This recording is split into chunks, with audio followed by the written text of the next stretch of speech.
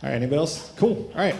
So my name is Jeremy with Projectorgram. I also have a production company down in Phoenix, Mesa, Arizona area called Karma Event Lighting.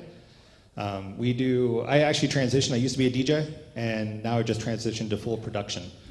And I started a lot of this while I was still DJing. And you'll see some examples. I know people always ask me about setup and production and how long did it take you to do this. Everything you see here, most of the stuff is really just, you can do just as a single op DJ. You're going to have a projector with a media player in the background. So even the fireworks one, which we'll talk about later on, I just ran through Virtual DJ. It's really fun. But I try to keep things very simple for you. What we're going to talk about today is using projectors for digital gobos, animations, and some projection mapping, of course, because I know a lot of you guys want to talk about cake mapping, which is really cool. My goal, obviously, for this presentation is to make money for you. I mean, that's why a lot of people are here, but for your clients, it's talking about making memories. You always want to keep that in mind, that it's always, we've got to pay our bills, but making the memories for your clients is going to be utmost important, I would say. So first off, let's talk about the benefits of digital gobos. And digital gobo is just using your projector as a gobo projector instead of the traditional Source 4 or transparency projectors that are out there now. So the ROI is huge. And honestly, just going right back to this is just a video projector. The ROI is huge. I mean, because you can use it for digital gobos, animations, everything else. And then, of course, down at the bottom there, slideshows, projection mapping, club visuals, and even movie nights. I mean, just the projector alone is the best investment I've ever made. But of course, when you come to digital gobos, you have a low-cost gobos through Projectorgram. You used to have to spend $60, $70 just on a metal gobo, and now it's like $20 less. So, it's a really great option. You are now offering a superior product. Therefore, you probably could charge more, and even if you don't, you're still going to make your money back on these projectors, and as the raise of hands earlier, you guys know. The superior product, because you're going to be able to offer flexibility of placement, full color gobos, which used to cost like $400 just for a full color glass gobo, and of course animated projections, which you could not do with any other piece of equipment out there. Last minute sales are huge. If you're in the corporate world, those things come in like week of. It's crazy. Hey, tomorrow, can you do a bunch of gobos on a wall? And it's like, yeah, we can do that. So last minute sales are great because you don't have to wait like a week or something for a metal gobo to come back. And of course, we have rush orders with Projectorgram. And I talked about multi-purpose. Play video games in the warehouse. That's always fun. So I hit the blackout. There we go. Let's talk about, first off, metal gobos. Just as I got to talk about the bad before the good. And I mean, they were all out there, and we've used them forever. The metal gobo, of course, you have the hashing on the letters. You don't need that anymore. And this is actually, I mean, that does look pretty good, but that was a metal gobo. That was with an enhanced definition lens. And you can see it's kind of blurry on the outside there. And it's funny, because I didn't even have this photo, and I had to search for it on, when I was here today. And I found it on like 10 other people's websites. So that's okay. My logo was still on it, so that's fine. But yeah, that was probably one of the last metal ones we did was 2013. We still do it every now and then, but I just go digital. That's all I have to say. So here are some examples. I mean, you talk about in comparison, the styles and the textures and the designs you can do are just way more complex. It's beautiful. The complexity, like I said, I mean, it just looks great. And these are just black and white, or just white images. Getting into some other full color designs, you have so much more flexibility where obviously you can put on outside of a building. That middle one, you can really hit tight spaces with the projector. I mean, you can just snug it in. I mean, that was really, really tiny spot. No other wall in that venue except for right there. The top left and right. The left one, this is just a projector idea for you. We did the montage before the ceremony, and then during the ceremony, that was their backdrop. So that was kind of cool. This is an art museum, so it's a way to spice up a plain white box. On the right was just a nice floral decoration as a backdrop for a cake, and the bottom right one is one of my favorites ever. The bride sent us that logo, or she drew that out by hand and said, hey, can you recreate this in Photoshop? I'm like, no. we're just going to take this and project this up on the wall. I mean, talk about the personal touch. It was just beautiful. I mean, that was awesome for her. And if you don't have the Photoshop skills, send it over to us at Projectorgram. We'll convert it and optimize it for you. So that's the whole point of that. With companies, corporate event logos, I don't know how many of you guys do corporate as well as weddings, but corporate's huge, and the markup is really nice, a lot better. But the corporate, it's so important for them that their branding, that the logo has to look perfect. And you can't mess up a corporate logo. I've had people walk through and say, oh, they handed us a metal Gobo the day of the event and said, here, put this. I'm like, no. And it was all stretched, and the CEO or whoever was in charge walked by and said, no, unplug it. They still paid us. I don't. It's like it could have been so much perfect, so much better. Here's some more examples, just some cool things you can do. I mean, like I said, it's just a lot of neat things. Back here, social media hashtag. That was really cool with the Day of the Dead theme. And talking about business logos, like I said, businesses love their logos. In one event, we did 3 different projections in the same venue. One as they were coming in the middle of the space, I mean, just all around. And that was, talk about upsells, that was like a $1,200 or $1,400 upsell just for the Gobos ourselves. So if you have more projectors, you can try and sell them, especially for corporates. I've only done like one wedding where they wanted a Gobo inside and outside, so that was kind of cool, but mostly corporates will do that. Hopefully you guys can see this and really appreciate what's going on here. I actually kind of impressed myself with this. I always underestimate our projectors, but then we take it out and do it. This is actually on a mountain, and again, it's a corporate event, and with just Epson back there, it's about a 5,000 lumen. It's actually 4,800 lumen, and we were able to do it, and it looked great. But we actually had, since I have multiple projectors, wanted to experiment and make it brighter. So we actually used 2 projectors to make it that bright. But honestly, with one projector, you still could have seen it, but I just wanted to do more. So it's really cool. Don't underestimate these projectors. You can do a lot with them. So you can do full wall backdrops. These are actually animated that we ran through our chaos, but even as a static, just as a still, it looks really awesome. The projector is about 80 feet back, about 12 feet up in the air, and you can just create really big big backdrops for people. And this is just a photo of our. There, everybody's camera gets out right now. But that's just getting it nice and high. And of course, we have the white, so it just blends in there, because that was right by the grand entrance door. All right, so that was a lot of the pretty pictures. So let's just talk about, I know I've got a lot more coming up. Don't worry about that. I know there's a lot of people. You guys can come in, sit down in the aisles. I don't care about fire codes. There's so many people out in the back there, you can't see. All right, and there's a lot more room up here. We can have a whole sit-on down here. All right. So you want to get into projectors, or you just want to upgrade it more. The equipment needed, obviously, is a projector, USB thumb drive, a stand, something to put it on, and a projector mount. It's that simple, really. The USB thumb drive is, so a lot of projectors can do PC-free presentation. So that means you don't even need any extra equipment, and that's what we always recommend. I'm going to show you some of those recommendations here in a second. Optional equipment, if you want to do animated like we have here, you can get a little media player. It's like $40 off of Amazon. And you can use that. It just loops it. It's nice. Or hook up a laptop, whatever. We actually have a lot of great links on the Projectorgram website that you can just go right through. It tells you all the great things you want to buy. And if you come by the booth, you can actually see them set up. It's just very minimal. It looks great. So the projector recommendations, you can do this weekend with whatever projector. If you have a 2,000 lumen projector, just do it, just start it, just experiment, offer it for free, play around with it, whatever.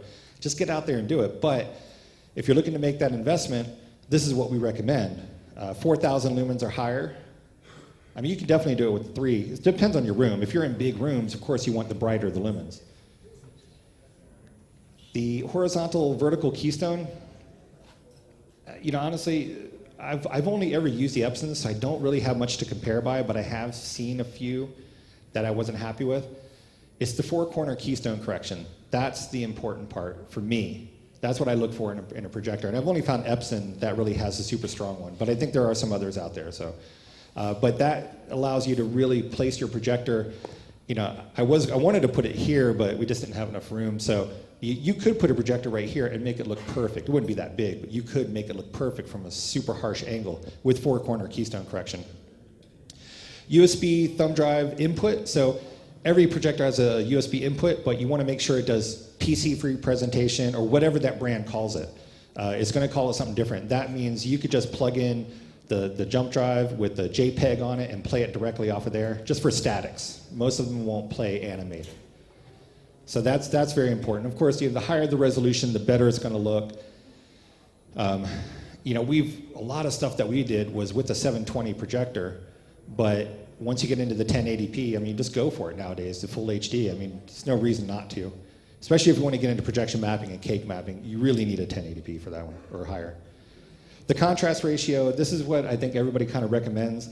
I say it's subjective just because my Epson has a 3,000 to 1. I mean, by standards, it's crazy crappy and low.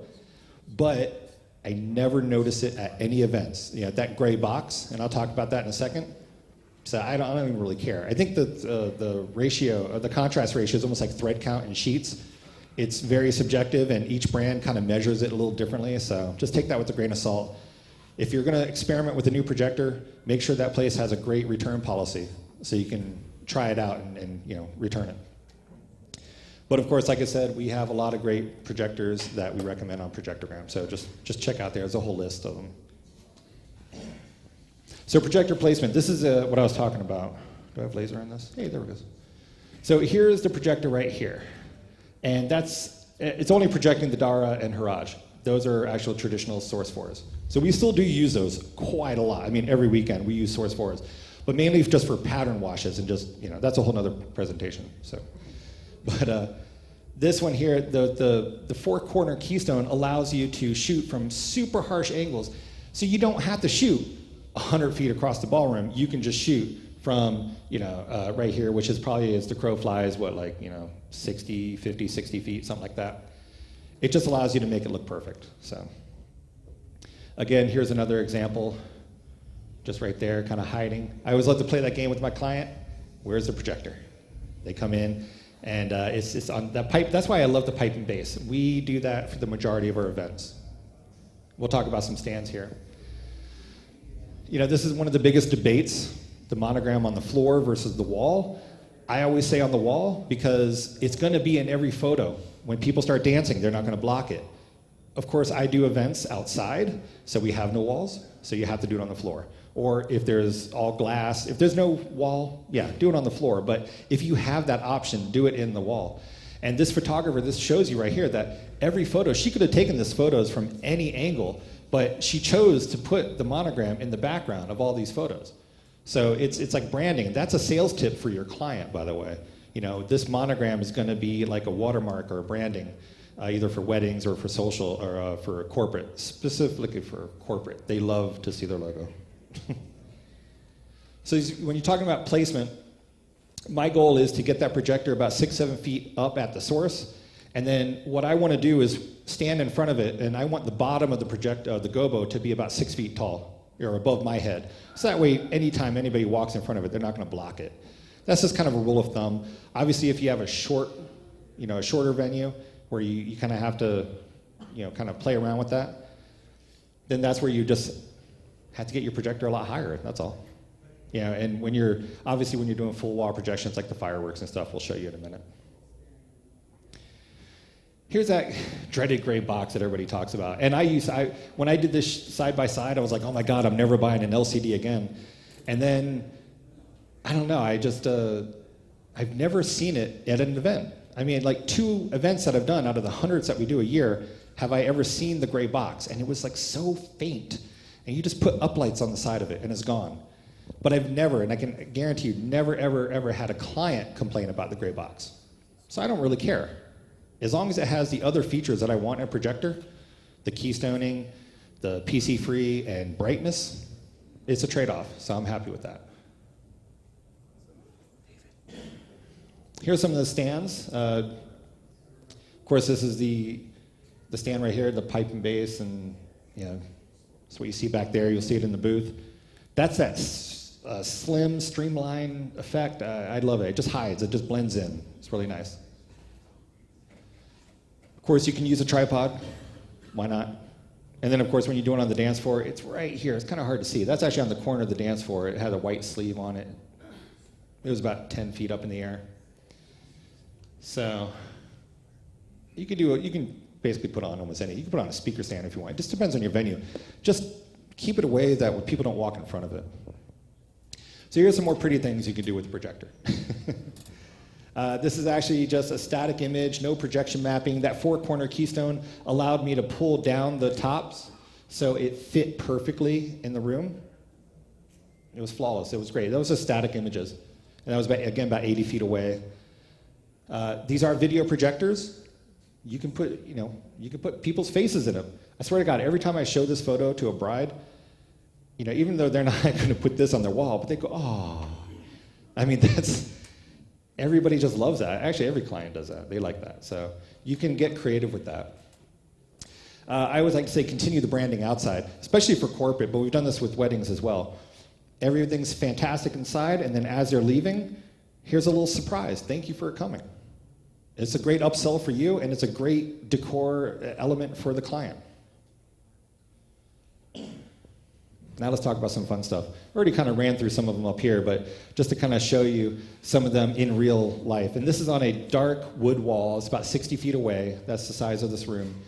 But I never thought it would look that good on a dark wood wall either, because it's a shiny, reflective wall. But it does. It actually pops very well. And this guy comes in here at the end, and he takes a photo. That's one thing I always love to see. Everybody loves to take photos of these things. So this is one of our floral animated. Again, like I said, I'm not a big fan of the dance floor, but sometimes you do. There were some alternatives here, but the client wanted it there, so ultimately, that's what they want. And it'll pan up here for a second, and that's where we had that. And then the DJ, I had to go really tall, especially because the DJ put his speakers in front of it eventually, but we communicated with them to keep things didn't want to block that, but pretty simple setup, honestly, but the four-corner keystoning is really important when you're doing that. Let's see if I have some sound here. Make some noise for Mr. and Mrs. This is a very simple effect you can do. No software needed. There's a blackout button or a mute button on your projector to black it out. So when guests came in, they didn't see a monogram. During the grand entrance, we made it interactive with the couple.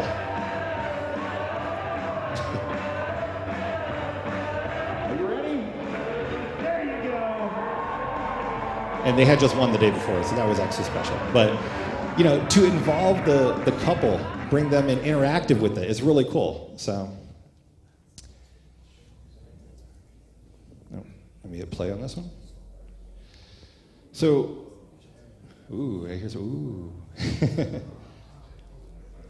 So Fire and Ice theme, sure, it's really really popular.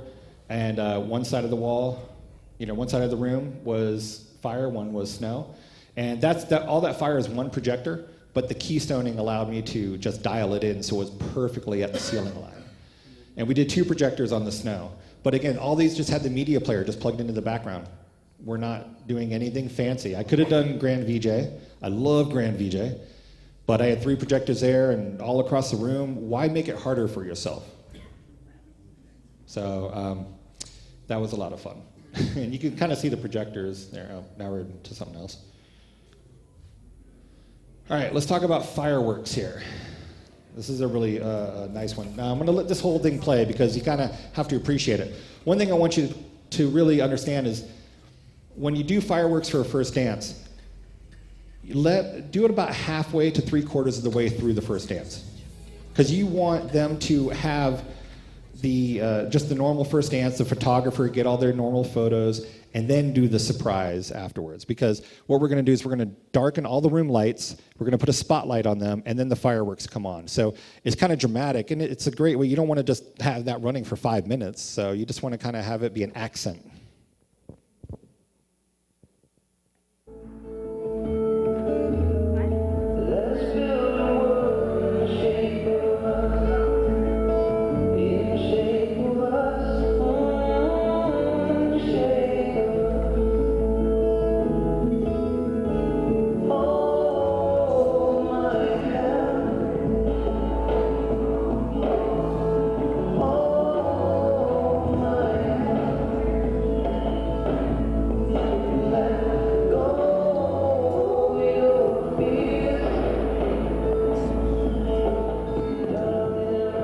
So that was actually when I was still DJing. I actually just ran that through virtual DJ off my right up to the projector, and it was just kind of like a little music video that was playing.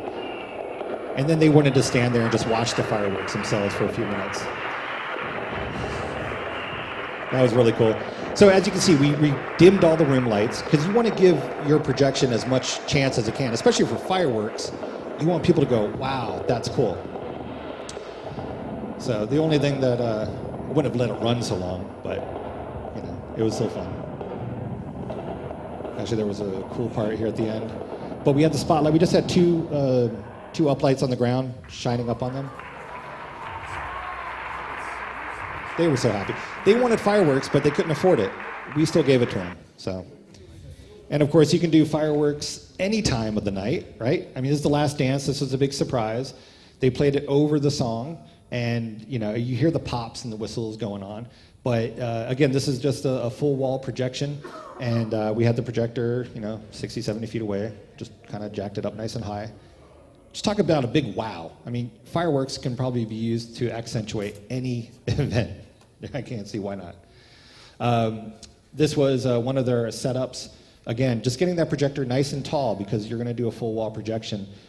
You always want to make sure that they're still lit if you're doing this for weddings, because you know it's their moment. You know, you want them to be lit up as well. So let's talk a little bit about projection mapping, mostly more about cake mapping. So when you're doing cake mapping, you're going to need a projector, obviously. And this is where you need a 1080p projector because your projector is a lot closer and you need it to look really good. You're going to need some sort of projection mapping software. And we use our Chaos Grand VJ, but VPT7 is a free software that's out there. I think it's like, what, video projection, whatever that stands for. It's free, and I know a lot of people that use it. They do amazing stuff. It doesn't have as much of the GUI interface, though. You're going to need some sort of rigging. You're going to need a babysitter tech. This is something that you really can't do as a single op because people are always going to come up and touch that cake, and this is going to screw up all the mapping. And you're going to need a cake, obviously. You can do it on a real cake. We prefer to do it on a fake cake because that way it's there all the time. Our fake cake is way bigger than any real cake will ever be. And but it is cool on a real cake. And as you'll see here, this is a real cake that we did. The bad thing about this is that when you're doing a real cake, that cake's not going to come until like less than an hour before doors, and you need time to map this. So really communicate with your the baker or the cake people to make sure that they bring it nice and early. We tried to do that with this one, but still, it showed up about 30 minutes before doors. So. Or actually it was a backyard, so whatever. This is our setup on that one, this one on the left here. So that was, this is our setup that we do for cake mapping. Hi, me, these are trademarked. You're in my market. No, I'm just joking. No, they're not. Please go for it. Somebody needs to do this stuff. So I say about 10 feet up. I have a Global Truss single tube, 2-meter tube that comes off, and it's about 6.5 feet. The 2-meter tube. It's hanging up here, as you can see on both of these. You can put drape behind it. We had this table custom built because, I don't know, it just looked cooler. Or it's just like a little shelf right there. But all in all, to get into cake mapping, I would say, I don't know, I've got my notes on the previous one. I would say about $3,500. I don't know, if you're just looking to jump in it with nothing, if you don't have a projector, you don't have anything between buying the truss, buying the software, about $3,500. But the beauty of it is you can use that projector for other things. We don't do a whole lot of projection mapping, or cake mapping. We do a lot of projection mapping, but we don't do a whole lot of cake mapping. It's a high price point. I mean, you're gonna cut off that client. You don't do this for under $1,000, please. It's way too much work. So it's a higher price point. So you're not going to have a lot of clients that are going to want it. But doing it has really just totally set us apart in our market. I mean, just doing this is at a bridal show that we did it, and every vendor, every market person, I mean, everybody just like, oh my God, they can do anything. And so now we keep getting tagged on those leapfrog videos where the whale's jumping out of the gymnasium floor. And they're like, oh, Karma can do this. I'm like, no, we can't. Nobody can. It's fake. So, but They think we can. I'm like, that's awesome, great, I'll take it. So that's our cake mapping set up there. Talk about some of your resources, of course, on Facebook, Projection Pros. That's a really good one. We're involved in that one. Of course, Projectorgram.com. You can get a lot of good animated, just a lot of tips and from there. Jim, did you want to talk about all this, or? Okay. Do I have time? Whatever. Oh, cool. I can show something else then. All right. So, this is basically some of the equipment that we sell. We have the mount and the stand there.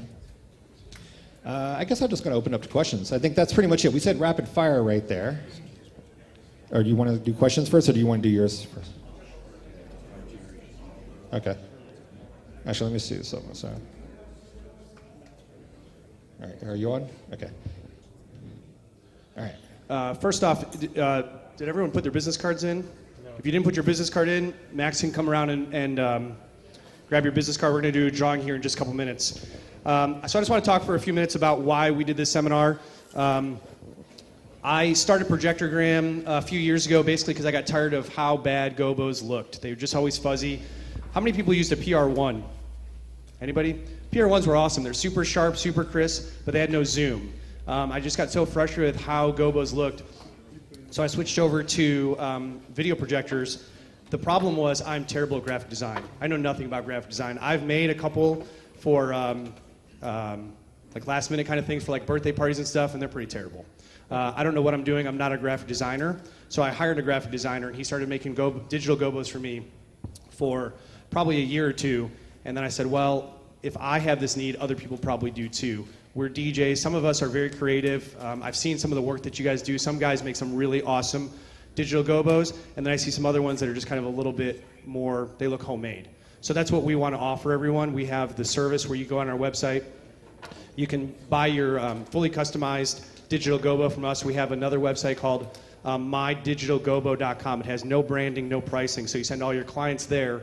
They go look and see what they want. Then you come to us and you order it, mark it up to whatever you want to. But that way it's all done for you. Wanted to mention something as far as like one of my best tips as far as when you're selling this to clients. Be sure to use the word digital. Explain to people, educate them, digital Gobos. We used to charge $250 for a regular stock steel Gobo. When we went to digital, we jumped our price up and we started calling it digital Gobos. So I'd highly recommend doing that. So real quick, I just wanted to introduce some of the people from our team. Obviously, Jeremy did a great job. Let's have a nice round of applause for Jeremy.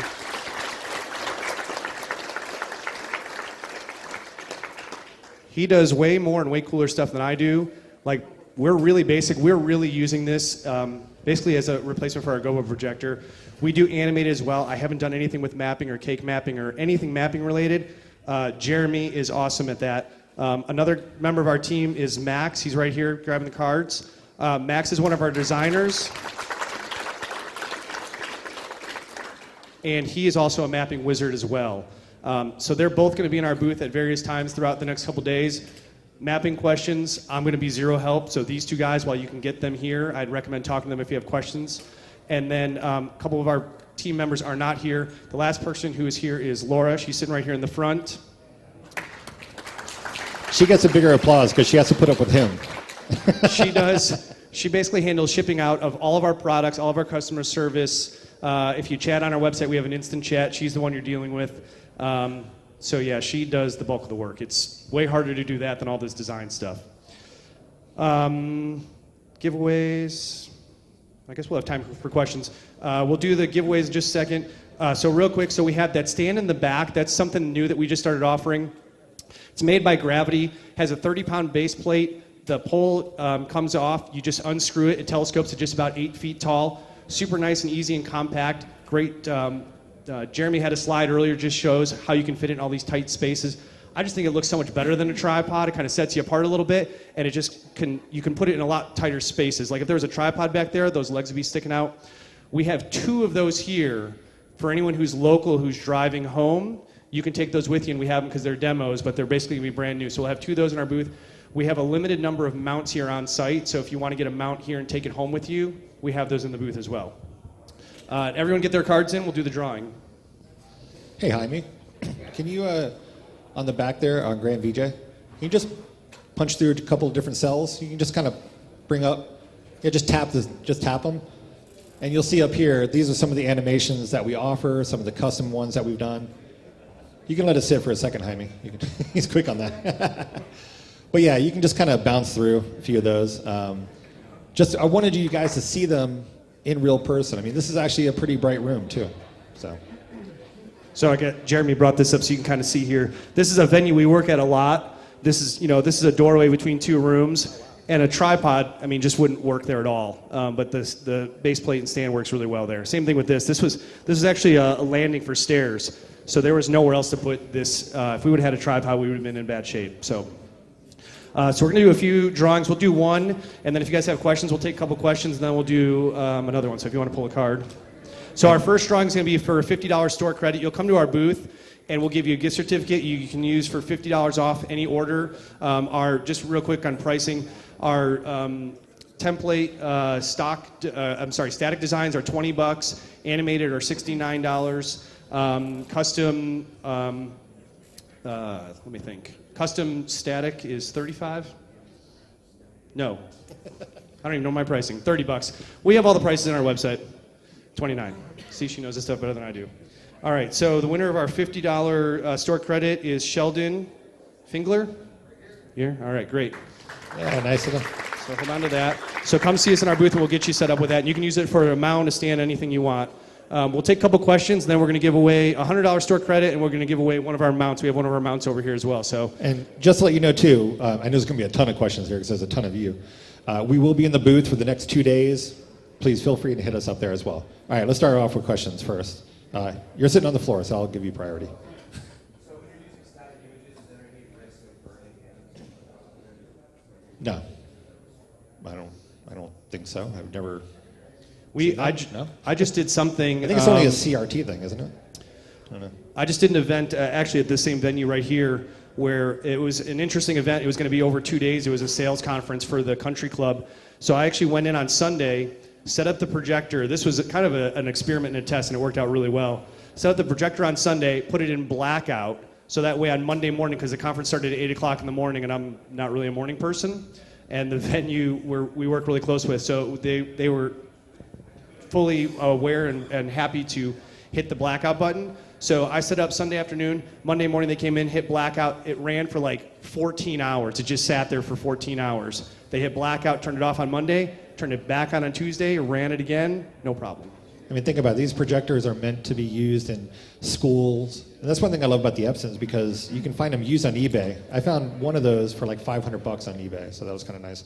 But they're meant to be used like all day long for school presentations, movies, so they're meant to go for a long period of time. Yeah, you had a question back there? Yeah.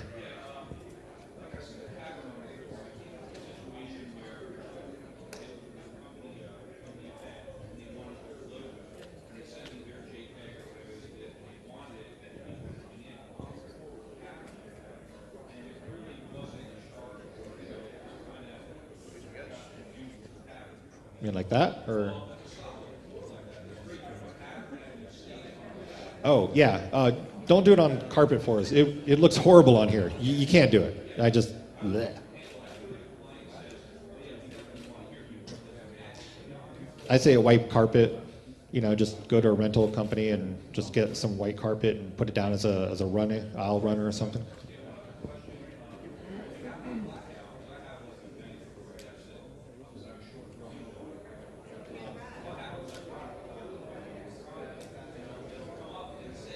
Yeah, okay.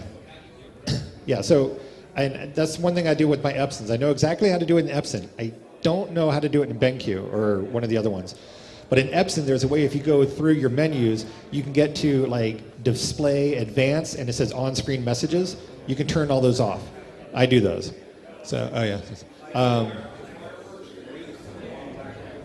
Nice.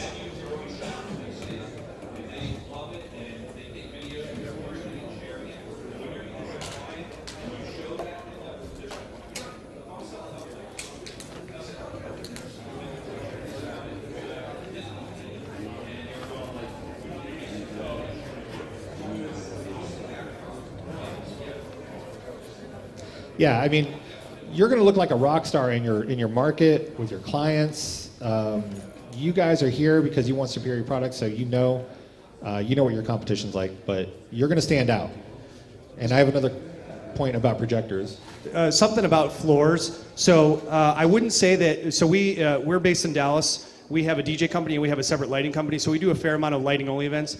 I wouldn't say that if someone came to me and said they want it on the floor, I would say no. But I really, really, really recommend against it. And what I've actually started recommending recently for at least weddings, because the bulk of our work is weddings, is I recommend they do the vinyl overlays, the decals. Because that's the thing too, you want your work to look good. You don't want to just make a quick sale, because you want your clients to be happy, to leave you good reviews, you want everyone to have a good experience. That decal looks so much better. I have some pictures that I show people at home that I just found on Google. If you just type in wedding Gobo, first dance or something like that, they can sometimes look so bad when they're shot on because they naturally go dance on that light if it's on the floor, and then it gets all over their dress, and it just kind of messes up those pictures. And either it's going to be a lot of time for a photographer to clean that up, or that's just going to be on all their pictures. So those vinyl overlays look really nice. So there isn't a situation, in my opinion, not every room is good for that sale. There's sometimes that you may just want to turn down the sale and say, let me recommend this to you instead. Yeah, and I actually had that time where it was on the dance floor, and during the first dance, I muted it. I blacked it out, because unless they're going to dance in front of it, I didn't want those lines on it. Then I just turned it back on after the first dance. So one thing I didn't mention too before is short throw versus long throws. A short throw projector is going to be right here to shoot up. Long throw, way back there. I would not use a short throw projector for monograms unless you're just literally going to sit it right here. But, because you're going to have it out here. It's just not meant for that. And the same thing for cake mapping. It's not really meant for that. But okay, what's something Jeremy mentioned earlier real quick. So he talked about playing guess where the projector is. That's one reason why you don't want to do short throw. Because you want kind of like a Wizard of Oz effect where you don't want people to know exactly where it's coming from. So it's all the way there in the back of the room. But when you have a short throw, you got to be really close. But that's why whether you get designs from us or you do your own designs, we send out 5 sizes of each static design.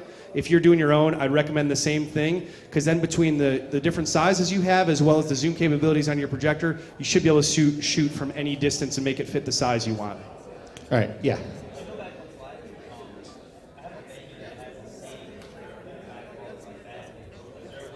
What, like this?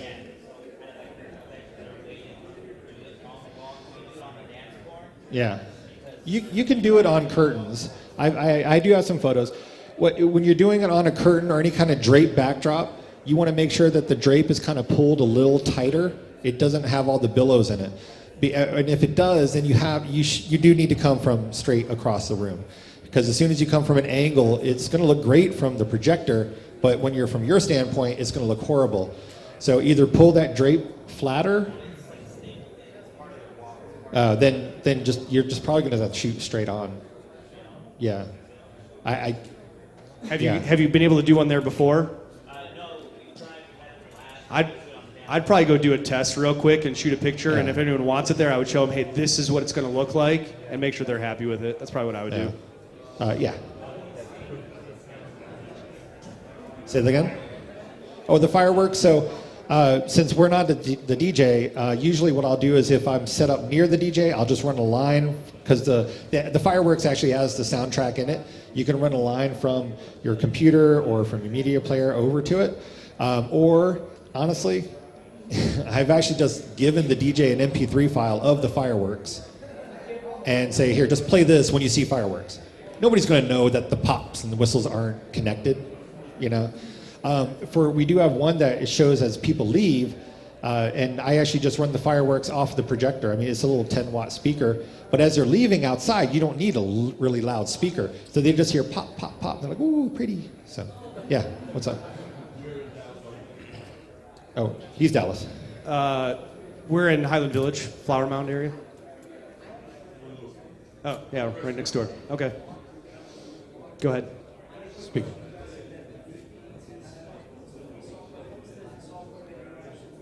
Our Chaos Grand VJ. I like that one. And Medium Master do. Any our Chaos product. And I think American DJ distributes it here. So you'll see it in their booth. Yeah. I bring, there was a projector that maybe a handful of you guys bought that we recommended for a while. It was like a $450 JVC projector. We actually have it set up in the exhibit hall. It was awesome. It is awesome. The bulb for that was really cheap, so I bought a couple extra bulbs for those. I'd recommend, regardless of the price, either every projection that you do, either bring a backup projector or have a backup bulb. The backup projector is probably better because if something else malfunctions. But to that point, I had someone that I know that the venue, so used to seeing Gobo projectors, he had gone and set up earlier in the day, and the venue needed to move it for something. They were vacuuming or I don't even know what, and they thought it was like a Gobo projector, so they just yanked the cord while it was running, and then they blew his bulb. And so they called him like 20 minutes before the wedding, hey, we just pulled, whatever, and he went and checked it, and the bulb was blown, and he had to use the projector a couple times. So that's a situation too. That's where it's good to either, if you can be on site, like most of our lighting events, we just go set it up and we're gone. So Yeah, we actually, we're gone too. We don't stick around, but media players, all that backups. Yeah.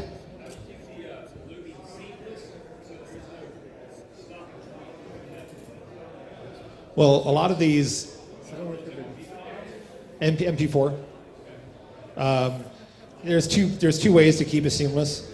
You can either just make it long. We usually make them about 3 to 5 minutes long, and it'll either fade to black and fade right back up, or we just go. A lot of the ones I do, the animation will stop, and the logo will stay static, and then the animation will come back up. So there's not a break in it. So there's two different types. It depends on the animation, really. Yeah. Any other questions? Yeah. The Optima EH501, it doesn't have a blackout, does it? Do you know, Mike? It does. It does. On the remote? On the remote. I think it's called like AV mute, Mike, you're here. blank. It's called blank.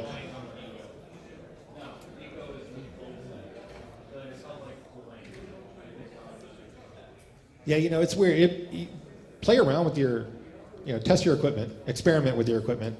Because there's a lot of things that I didn't even know. Like this one here has a timer that you can start it on and off at any time of the day. Like you were talking about leaving it, the 1985, you can actually just leave it plugged in and you can have it start and stop at its scheduled times. So there's a lot of neat things in your projector you might not know about.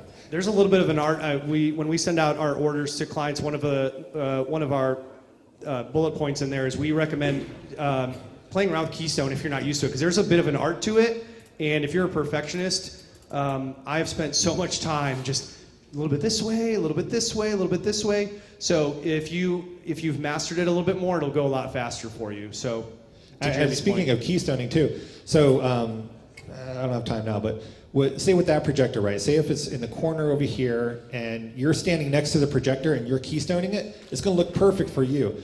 So I always recommend going out to the middle of the room and do the keystoning, because it's going to look totally different for you. And then what I do on the Epson is I go to an input that's not already there, like a blank input. So I'll go to computer when I'm using USB. And I set the background, the default to be a blue background when there's no input. And that way I have a blue box on the wall that I can stand out in the middle of the room and I can use that to actually keystone. And then when you go to your image, you can do some fine tuning. And the cool thing about the 4-corner keystone, say if you're like, oh man, my projector's crooked on the mount, then I could just use my bottom corner keystone and bring it up without actually fiddling with the projector. So there's a lot of tips with that. Mike. it's called on the 501 it's called AV mute. AV mute. Okay, that's what it is on the Epson as well. Terrible name. If you're new if you're new to keystoning, I'd recommend what Jeremy just recommended. If you didn't quite understand, I'll just recap it. So basically, you're just switching to a source that you're not using, and then it'll bring up either like a blue or a black box. And your goal is to make that look like a box again instead of making a trapezoidal. And then when you switch back to your other image, it should look good. And most of the time, in most images, unless you're doing a circle like here, we kind of squashed this one, but because we just wanted it a little bigger. But the circle designs are going to be the hardest to do, especially when you're on a dance floor. I think we're ready to give some stuff away. So we have 2 more giveaways, and then thank you everyone for coming. If you want to come to our booth with questions or anything that you have. Top row. So this will be for $100 store credit. This is DB Extreme, Rick Haywood. All right. And then our last one, you actually get to take with you. It's one of our HD mounts here. Mix up the box. Hold my finger. Grab the little one. Night Sounds. Jace. It doesn't. Is he here? Yeah. All right. You? Let's hear You it sound for- so excited, man. You got to get excited coming down this aisle. Thank you very much. sound excited Appreciate it, about guys. Thanks, guys. All right, we're going over to our booth right now. We got to break down and reset up over there some of the stuff. See us over at the Projectorgram booth. Thank you, guys.